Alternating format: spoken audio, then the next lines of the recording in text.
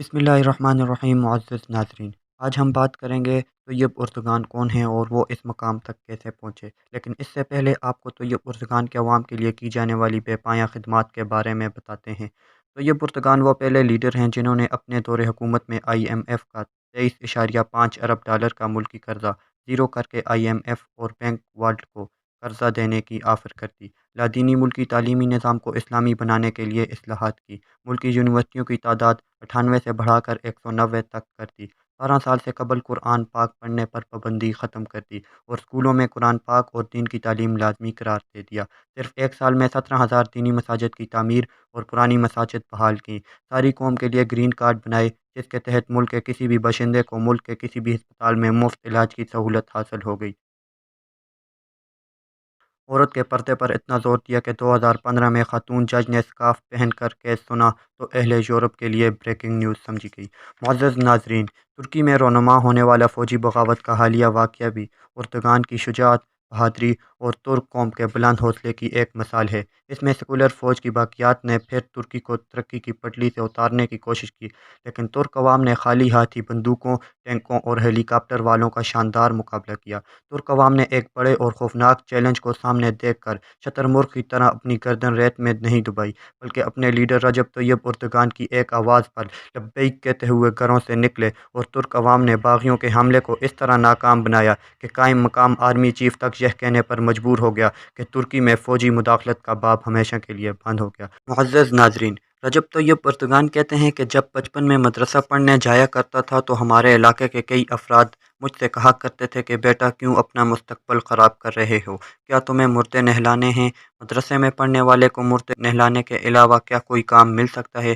भला किसी अच्छे स्कूल में दाखिला ले लो और अपना मुस्तकबिल संभालो। इस किस्म की बातें करने वाले ज़्यादातर बूढ़े होते थे। उनकी बातें बड़ी गौर से सुनता और फिर मुस्कुराता हुआ अपने मदरसे की जानब चल पड़ता। लेकिन शायद वो लोग नहीं जानते थे कि छोटा बच्चा एक दिन पूरी दुनिया के मुसलमानों के दिलों में राज करेगा। मुसलमानों की हिफाजत के लिए चाहे उसे अमेरिका को धमकी देनी पड़े या इसराइल जैसी ताकत से टकराना पड़े, अपनी जान की परवाह किए बगैर कुछ भी कर गुजरेगा। मुअज़्ज़ज़ नाज़रीन, तैयब उर्दुगान के वालिद एक फल फरोश थे। उनकी जेब इस बात की इजाज़त नहीं देती थी कि वो रजब तैयब को किसी अच्छे स्कूल में दाखिल करवाएं। रजब तैयब उर्दुगान कहते हैं कि गुर्बत का ये आलम था कि हमारे घर में कभी कभार खाने को भी कुछ ना होता था, तब हम खरबूजे के साथ रोटी खा लिया करते थे। तैयब उर्दुगान कहते हैं कि अब मुझे ये बातें याद आती हैं तो आंखें अश्क बार हो जाती हैं। ये बातें करके उन्होंने नाजरीन को भी अश्क बार कर दिया। 1954 में एक गरीब फल फरोश के घर इस्तांबुल के नवाही बस्ती कायम पाशा में पैदा होने वाले तैयब उर्दुगान वो इंसान हैं जो बचपन में टाफ़ियाँ और डबल रोटी बेचा करते थे और उन्हें पैसों के साथ तालीम भी जारी रखी। 1965 में ग्रेजुएशन की और 1981 में बिजनेस एडमिनिस्ट्रेशन में डिग्री हासिल की। यूनिवर्सिटी से फरागत के बाद वो अमली ज़िंदगी में आए तो उन्हें नजमुद्दीन अरबकान जैसे तुर्क बुजुर्गों की रहनुमाई और कुर्बत मुयस्सर आ गई। अरबकान ने उनके अंदर छुपे जौहर और जज्बे को देखकर उन्हें अपनी सियासी जमात कौमी निजात पार्टी के नौजवानों की शाख का सदर बना दिया। बेइंतहा मेहनत और अनथक कोशिशों ने उन्हें 1954 में इस्तांबुल का मेयर बना दिया। अपनी मेयरशिप के इस दौर में उन्होंने इंतहाई खुलूस के साथ काम करते हुए इस्तांबुल को लंदन, पेरिस और न्यूयॉर्क के मुकाबले में ला खड़ा किया, जिसके बाद उनकी मंजर मुल्की, इलाकाई और आलमी सियासत थी। तुर्की में इस वक्त सेकुलरिज्म का तोता बोल रहा था और इस बेहयाई की सबसे बड़ी मुहाफ़िज़ तुर्क फ़ौज और तुर्क अदलिया थी, जिनसे उलझे बगैर एक इस्लाम पसंद इंसान का आगे बढ़ना मुमकिन न था। जब उन्होंने सियासत में कदम रखा तो उन्हें मस्जिद के इमाम साहब ने एक जुमला कहा जो कि सुनहरे हरूफ में लिखने के काबिल है। अगर आपने तुर्क अवाम के दिलों में हुक्मरानी करनी है तो फिर सेकुलर क़ुव्वतों के ख़िलाफ़ हथियार उठाने के बजाय उन्हें उन्हीं के मैदान में शिकस्त देनी होगी। वो जमहूरियत का नाम लेकर तुम पर मुसल्लत है, तुम भी अपनी तादाद बढ़ाओ, लोगों की खिदमत करो और उन पर छा जाओ। लिहाजा उन्होंने सेकुलर क़ुव्वतों से उलझने के बजाय अपनी तवज्जो अवाम की खिदमत करके अपनी क़ुव्वत बढ़ाने पर मरकूज़ रखी। लेकिन मुखालिफ क़ुव्वतें समझ गईं कि असली मकसद कुछ और है और उनके रास्ते में जगह जगह रुकावटें डालना शुरू कर दी। لیکن وہ عوامی حمایت سے ہر میدان میں کامیاب ہوئے۔ ایک دفعہ صدر اور 3 دفعہ وزیر اعظم بننے کے باوجود ان کے معاملات زندگی میں کوئی فرق نہ آیا، بلکہ ان کے فلاحی منصوبے ترکی سے نکل کر دنیا بھر میں پھیلنا شروع ہو گئے۔